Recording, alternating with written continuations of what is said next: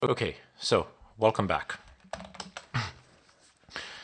Thus far, we have covered a good amount, but let's go a few steps further. And as always, I'm just gonna open up hashcat dash dash help. Why? Well, I'm not a memorizing machine, and it's a little bit easier to explain like this. And let me just roll over to some of the commands that I have used before. Okay, so hashcat and then dash m for the type of encryption, and then dash a for the type of attack, and then we need the file. And now we're going to go ahead and specify a mask. So instead of a mask here, you can also specify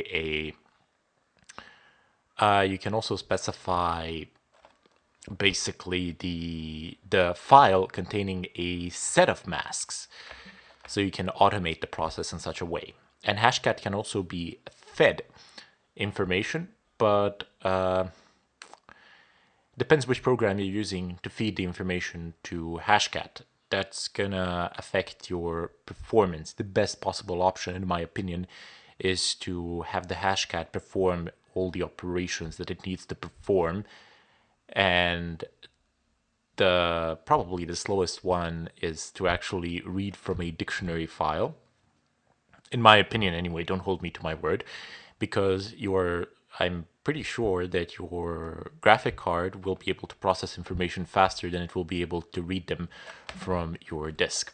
So the best possible option, in my opinion, is to actually have a list or process one mask at a time. And personally, I don't like lists of masks because if you have greater than 8, in terms of a length, you're going to want to you won't be able to basically if you have a combination of characters, uppercase, lowercase, numbers, etc., and if it's like maybe not greater than 8, but let's say greater than 10, it's not going to finish in any reasonable amount of time. I mean, it's going to take like 2-3 months to finish.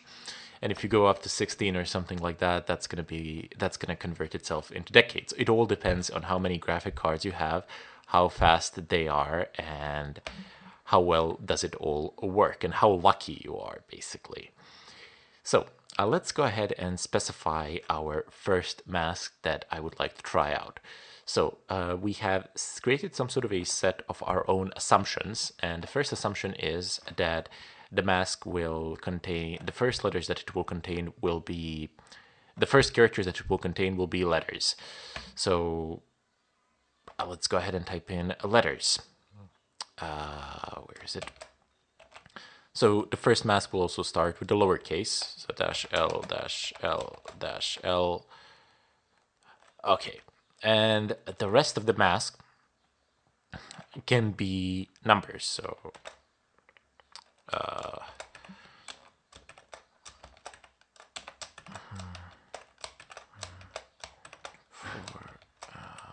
let me just do this right. Oh wait, it's of course I'm going to make an error there. Numbers are D.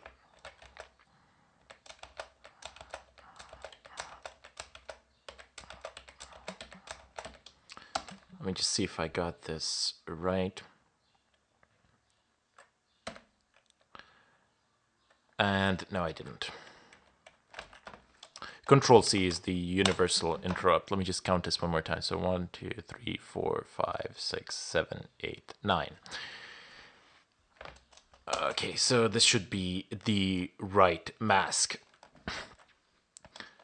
But if you just leave it like this, it's going to take an eternity of time. As you can see here, even with 191,000 combinations per a second, it's going to take 10 years. So if I could plug in another 3 graphic cards into my PC, that's another maybe 300,000 combinations added to this, depending on which graphic cards. If you use the latest NVIDIA, I think the benchmarks for VPA2 hashes is 370,000 per a graphic card. So if you have like 5 of them, that's 5 times 370,000, which is a lot. So this is how many combinations there are, and let's actually do a simple calculation.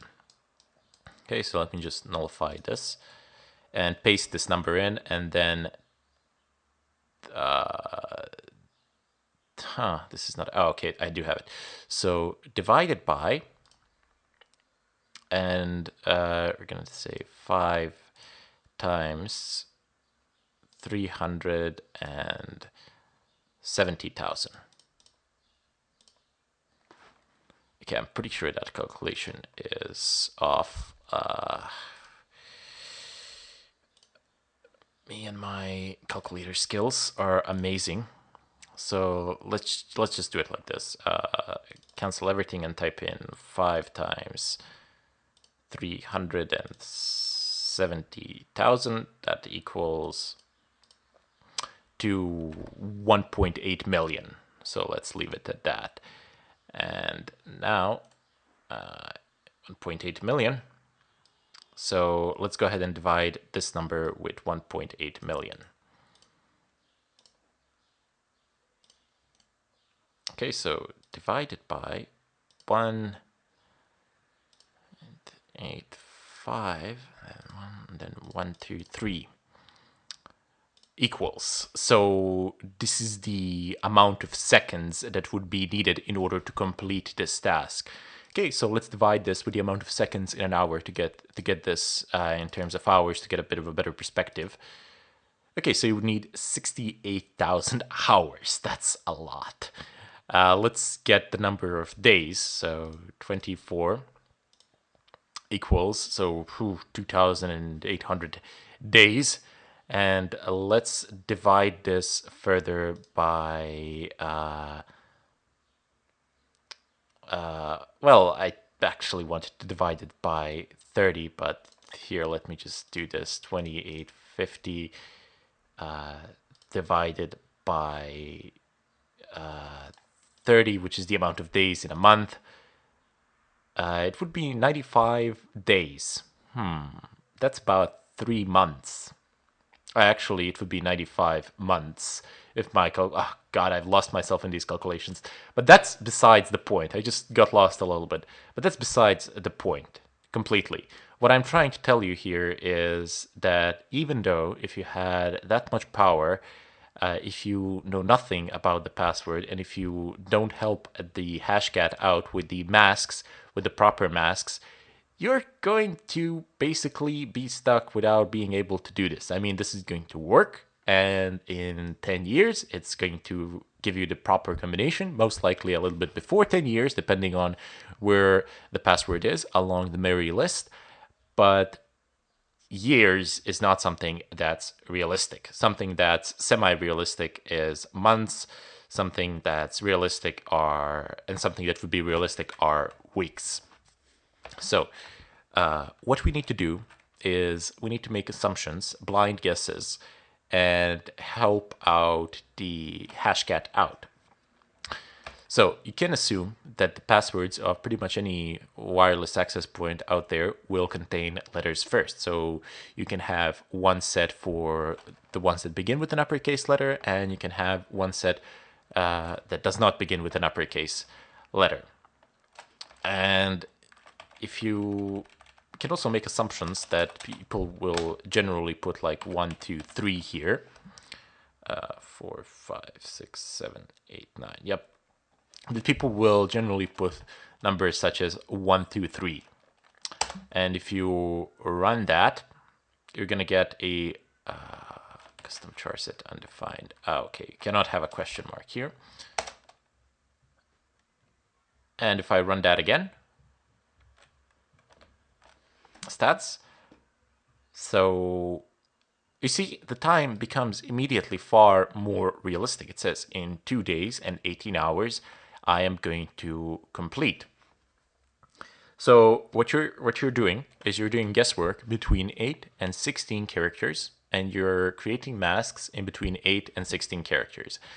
So what you're experimenting with letters and numbers, and you're just moving and you're just reducing and increasing the amount of letters and numbers and that should finish in far less time than anything else, really. Because pure brute forcing without any sort of guesswork is not really a realistic option at all. So if I do stats, it's actually working, and this will finish in some reasonable amount of time, I guess.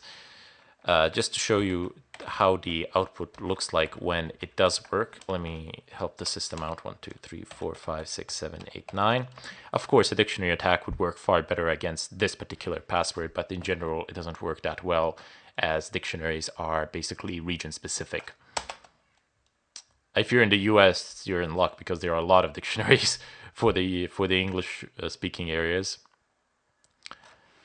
And if you type in all the numbers here, the amount of combinations is really small, and it only finished 36%.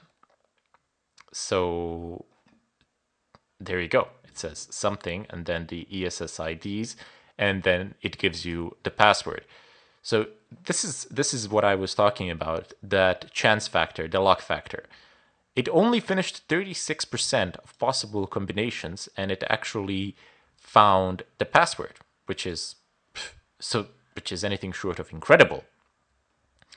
I was a little bit lucky and the way that the password is arranged, but as I said, you have a chance that you don't actually need to go through the whole brute forcing process. Actually, I don't think that you will ever go through the entire process to 100% unless you are extremely unlucky. And let me give you examples of the masks. They are actually contained within the folder where you have downloaded HashCat, where you have extracted HashCat, sorry. And if you go cd masks ls, and then if I don't know, I'm gonna cat one of them out. Let's cat this one out. Why not? You see, they have a set of rule sets here for the passwords. So you can create your own rule set like this, and then pass this file. You can just put this file instead of a mask here. Be sure to specify the path to the file, and then it's going to take one mask after another. Make sure that the masks fit within a certain rule range, that it needs to be 8 or greater than 8. And then you can say, okay, I would like you to try the mask, I don't know, try first 4 letters, then type in 1, 2, 3, and then state some numbers afterwards, and then try mask some letters 1, 2, 3, and have nothing afterwards, or something like that. And then you can have a ton load of custom maps where you yourself insert certain characters and try some guesswork, and that will give you realistic timings. It won't give you unrealistic timings like 10, 20 years or something like that. Actually, I don't think HashCat tells you if it's above 10 years. It just tells you that it's more than 10 years. And of course, you're not going to proceed with it because it's more than 10 years. But you know, you might be lucky and you might get the proper combination in 2 days. You never know, right?